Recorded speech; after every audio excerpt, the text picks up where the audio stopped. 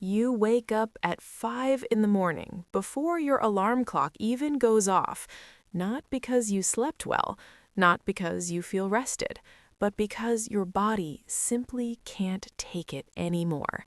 That dry, sticky feeling in your mouth, like you swallowed sand during the night.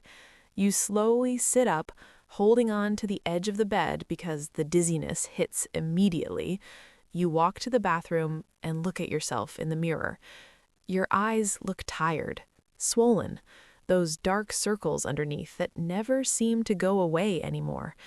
You drink water straight from the faucet, glass after glass, but the thirst doesn't go away. It never does.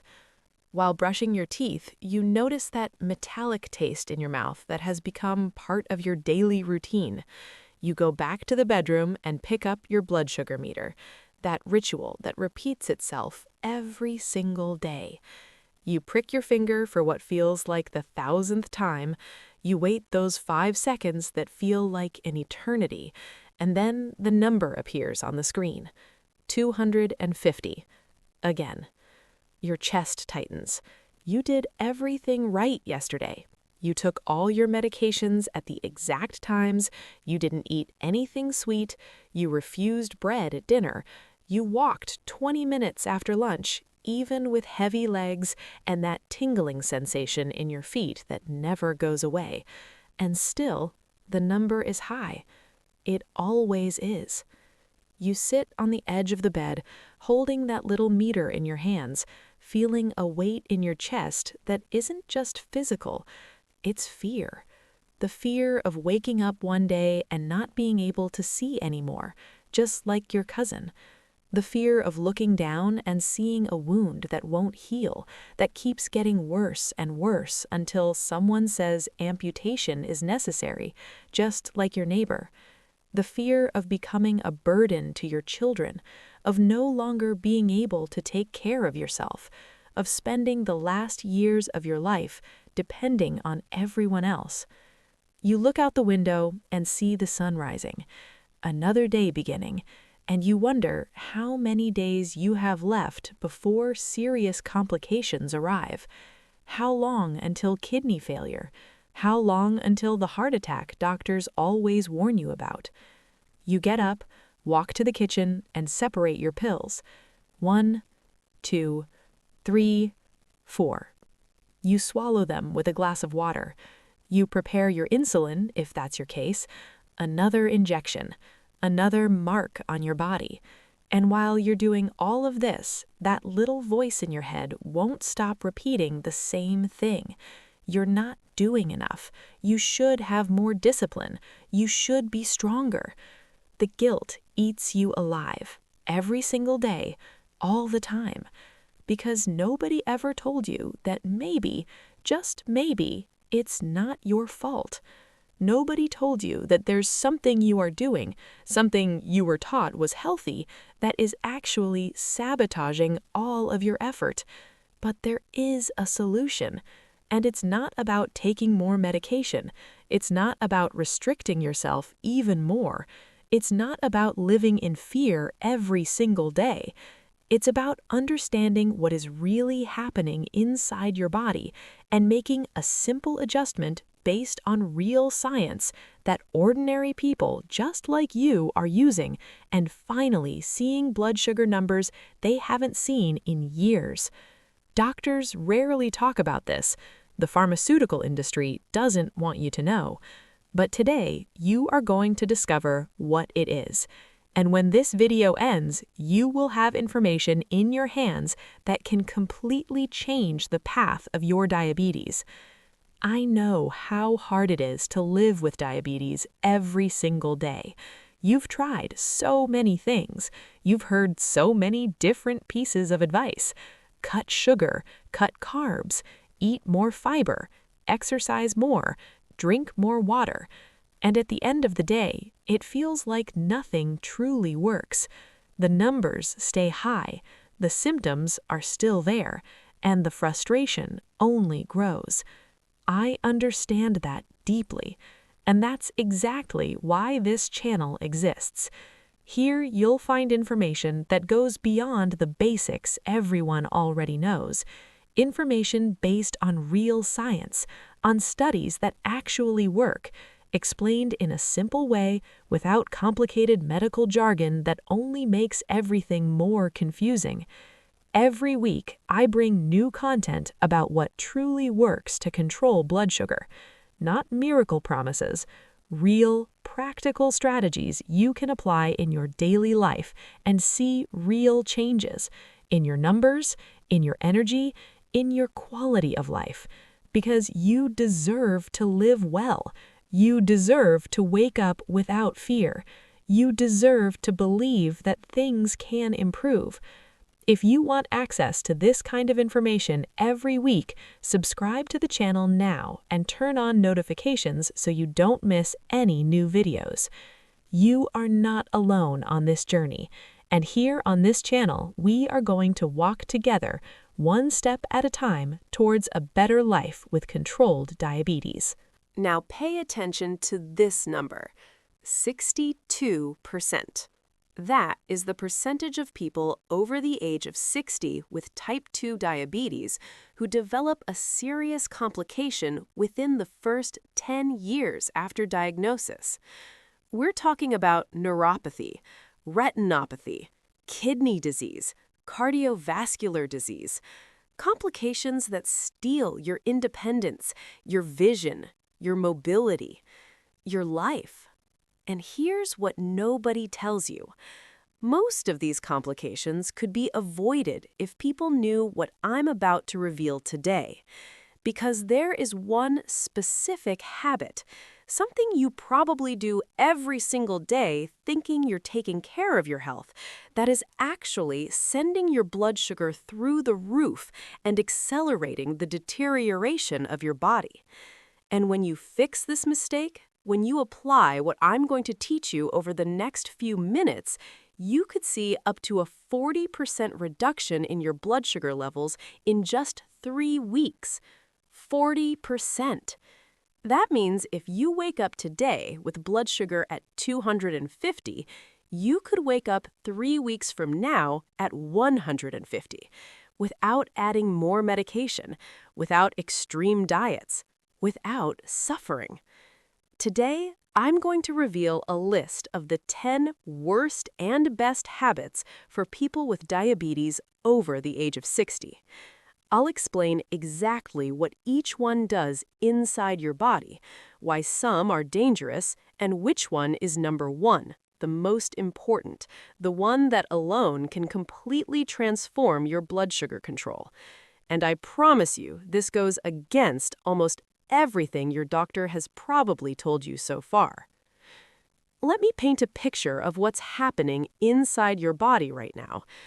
Every time you eat something, your body has to turn that food into energy. Carbohydrates become glucose. That glucose enters your bloodstream, and then your pancreas is supposed to release insulin to push that glucose into your cells. But in diabetes, especially after 60, there's a problem. Your cells are resistant to insulin. It's like the doors of your cells are locked. Insulin keeps knocking, knocking, knocking, but nobody opens the door. So glucose stays trapped in your bloodstream. And that's a disaster. Because high blood sugar is literally toxic.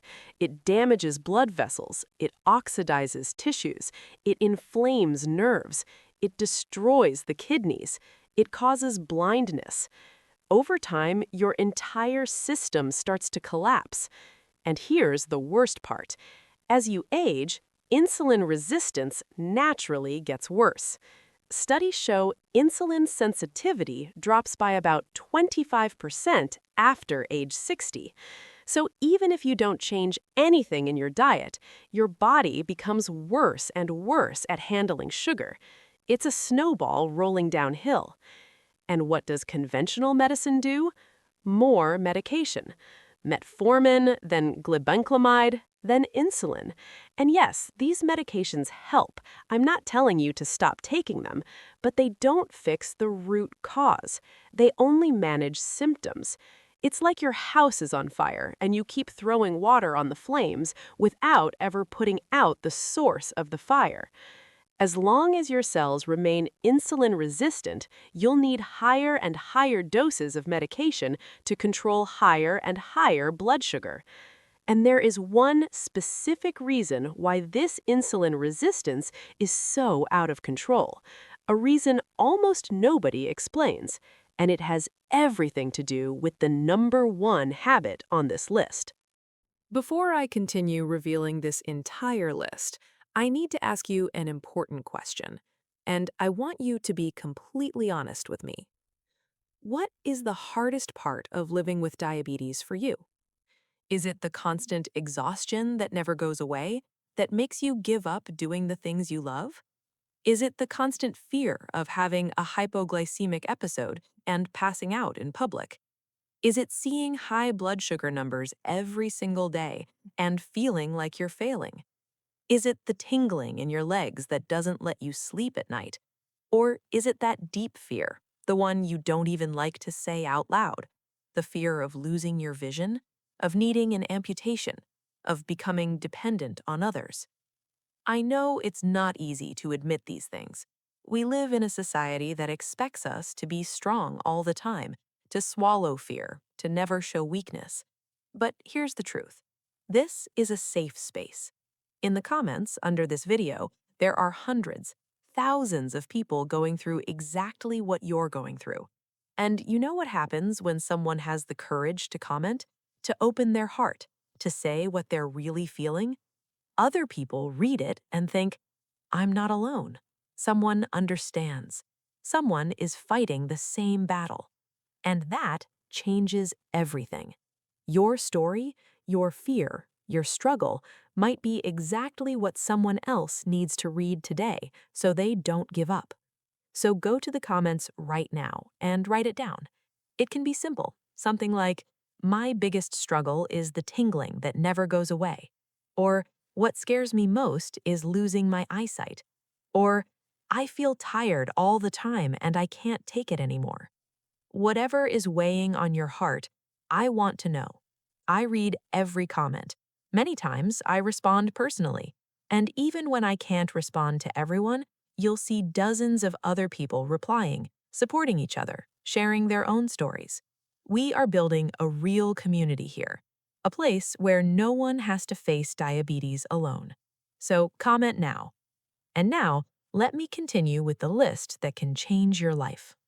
Number 10. Skipping breakfast. Many people think skipping meals helps control blood sugar.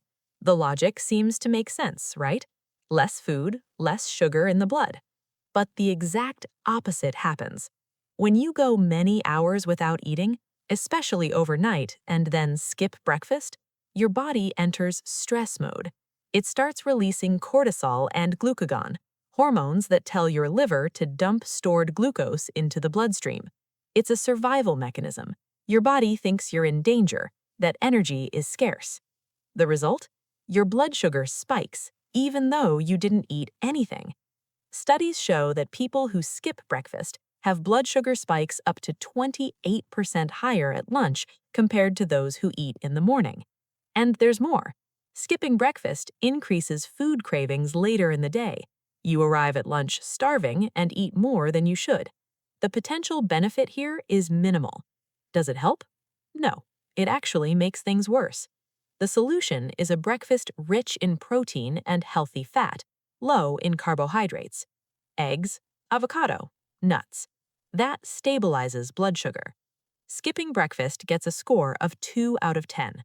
Don't do it. Number 9. Eating fruit without control, thinking it's healthy. Fruit is natural. It comes from nature. Everyone says it's healthy. But here's the truth no one wants to tell you. Fruit is sugar. Fructose is sugar. And for someone with diabetes, especially over 60, when insulin sensitivity is already reduced, eating too much fruit is like pouring sugar directly into your bloodstream. A medium banana has about 27 grams of carbohydrates. A large mango has around 50 grams. That's more carbohydrates than 2 slices of bread. And the worst part? People eat fruit thinking they're being healthy, so they let their guard down. Orange juice at breakfast, an apple as a snack, papaya for dessert, and blood sugar never comes down. The problem isn't fruit itself, it's the amount and the type. High glycemic fruits like watermelon, pineapple, mango, and grapes spike blood sugar quickly. Research shows that diabetics who consume more than 3 servings of fruit per day have blood sugar control about 18% worse than those who limit it to 1 serving. If you want to eat fruit, choose wisely. Strawberries, blueberries, raspberries, low carb, high fiber, and always pair fruit with fat or protein. A handful of nuts with fruit reduces the glycemic impact. Eating fruit without control gets a score of 3 out of 10. It can sabotage you without even realizing it. Number 8. Doing intense exercise without proper preparation. Everyone says exercise is good for diabetes, and it is. But here's the problem. Many people over 60, after years of being sedentary, decide to start exercising and immediately push too hard. 1-hour walks, heavy gym workouts, running, and the body can't handle it. Intense exercise without conditioning causes excessive cortisol release, the stress hormone. And cortisol does what? It raises blood sugar. On top of that, intense exercise causes micro-injuries to muscles and systemic inflammation. For people with already compromised circulation from diabetes, this can worsen foot and leg problems. Studies show that diabetics who do moderate exercise, like 15 to 30 minutes of light walking after meals, can reduce post-meal blood sugar by up to 30%. But those who overdo intensity without preparation can actually see blood sugar increase due to physical stress. The right exercise at the right intensity is powerful. The wrong exercise can sabotage you. Start slow. Daily light walking, stretching, gradual strength training, and always monitor how your body responds. Intense exercise without preparation gets a score of 4 out of 10. It can help, but it's easy to get wrong and make things worse. Number 7. Eating diet and light foods thinking they're safe. This one is sneaky. You go to the grocery store, see products labeled diet, 0 sugar, sugar-free, and think, perfect for me. But here's the problem. Most of these products replace sugar with artificial sweeteners or refined carbohydrates. And many artificial sweeteners, even though they don't raise blood sugar directly, disrupt gut bacteria. Recent studies show that sweeteners like sucralose, aspartame, and saccharin can worsen insulin resistance over time. Your body starts responding worse. And there's more. Diet products often contain more trans fats, more sodium, more chemicals to compensate for the lack of sugar and maintain flavor. And there's also a psychological trap. When you eat something labeled diet, your brain relaxes. You think, this doesn't have sugar, so I can eat more. And you do. You eat the entire package of diet cookies. In the end, you consume more calories and more carbs than if you had eaten a small portion of the regular version. The truth is, these ultra-processed foods, diet or not, are not good for diabetics. The ideal choice is real food: meat, eggs, vegetables, natural fats. If you use sweeteners, choose stevia or erythritol, which have less impact. Diet and light foods get a score of 5 out of 10. Not poison, but far from the solution. Number 6. Sleeping less than 7 hours per night. Most people completely ignore this, but lack of sleep has a direct and brutal impact on blood sugar. When you don't sleep enough, your body produces more cortisol and less leptin, the satiety hormone. The result, you wake up hungrier, craving carbohydrates, and your body becomes more insulin resistant. Research shows that just one night of poor sleep can increase insulin resistance up to 30% the next day. 30%. That means the same amount of insulin that worked yesterday doesn't work today. For diabetics, especially over 60, when sleep is already more fragmented, this becomes a vicious cycle. You sleep poorly, blood sugar rises, you feel exhausted, you sleep poorly again, blood sugar rises even more. On top of that, poor sleep accelerates cellular aging, worsens chronic inflammation, and increases cardiovascular risk. Everything gets worse. And there's more. Many diabetics have sleep apnea without knowing it. They snore, they stop breathing during the night, and they wake up multiple times without realizing it. That destroys sleep quality. If you snore, if you wake up tired even after 8 hours, talk to a doctor about sleep apnea. Sleeping well has enormous benefits, but most people don't give it the attention it deserves. Sleeping less than 7 hours per night gets a score of 6 out of 10. It causes significant harm, but it can be corrected. Number 5. Chronic, unmanaged stress. This one is massively underestimated. You worry about money, about your family, about your health, about everything. And all of that emotional and mental stress turns into physiological stress. When you are stressed, your body constantly releases cortisol. And cortisol does two terrible things to someone with diabetes. First, it increases glucose production in the liver. Second, it worsens insulin resistance.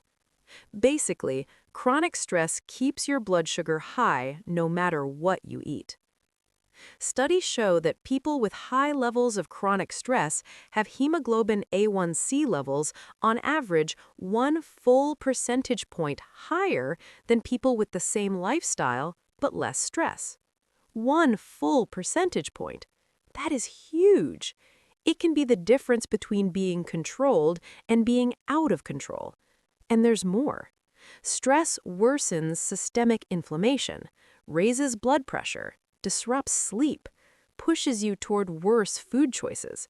It's a cascade of damage. The solution is not eliminating stress completely. That's impossible. The solution is learning how to manage it. Deep breathing, meditation, walking in nature, talking with friends, relaxing hobbies. All of these lower cortisol.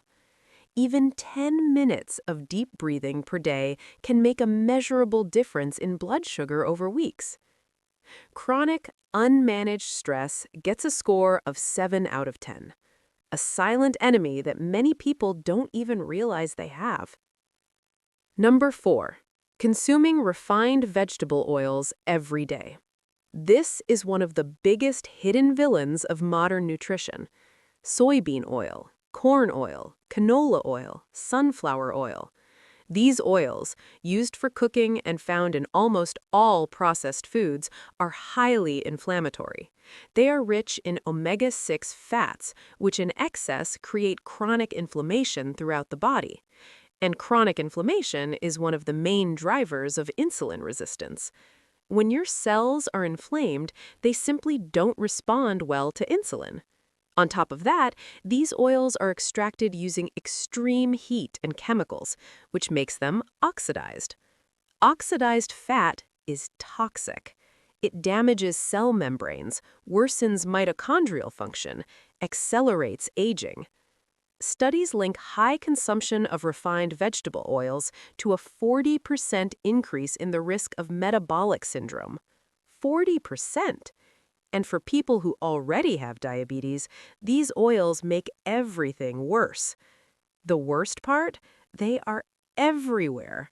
Cookies, bread, snack foods, mayonnaise, salad dressings, restaurant food.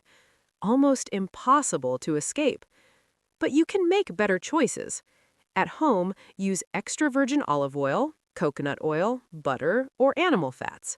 Natural fats, not industrial products.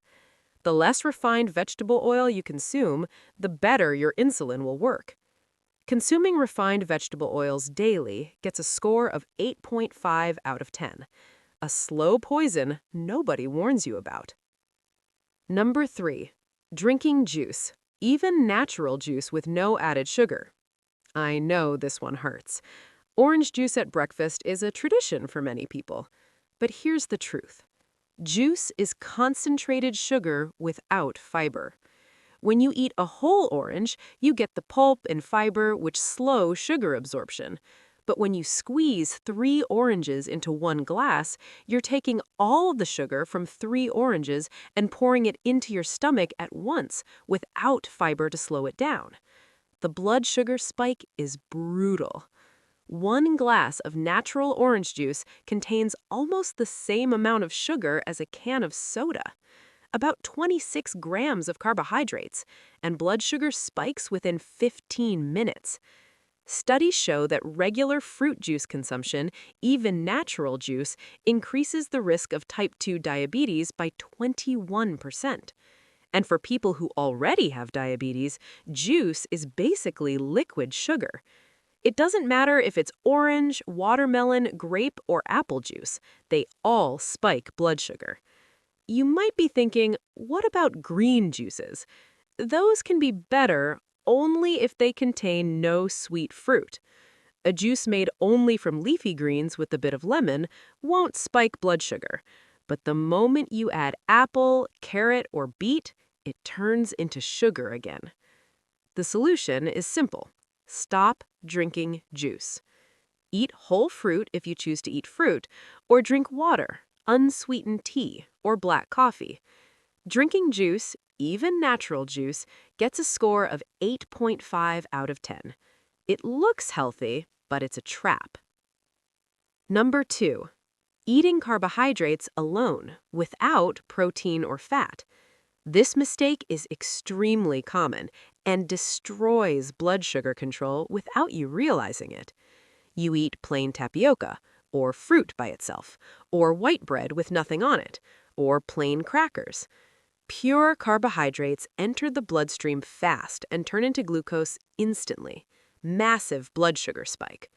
But if you eat that same carbohydrate with protein and fat, absorption slows dramatically. Fat and protein delay gastric emptying. Carbohydrates move more slowly through the stomach and intestines, becoming glucose gradually. The result? Blood sugar rises in a controlled way, without spikes. Research shows that adding fat or protein to a carbohydrate-rich meal can reduce post-meal blood sugar spikes by up to 50%. 50%? That is enormous. Here are practical examples. Eating fruit? Eat it with nuts. Eating tapioca? Fill it with cheese and eggs. Eating bread? Add butter and protein. Never eat carbohydrates alone. Always combine them with protein and fat. This single habit can transform your blood sugar control. It's simple, it's affordable, and it works. Eating carbohydrates alone gets a score of 9 out of 10, one of the biggest daily mistakes diabetics make.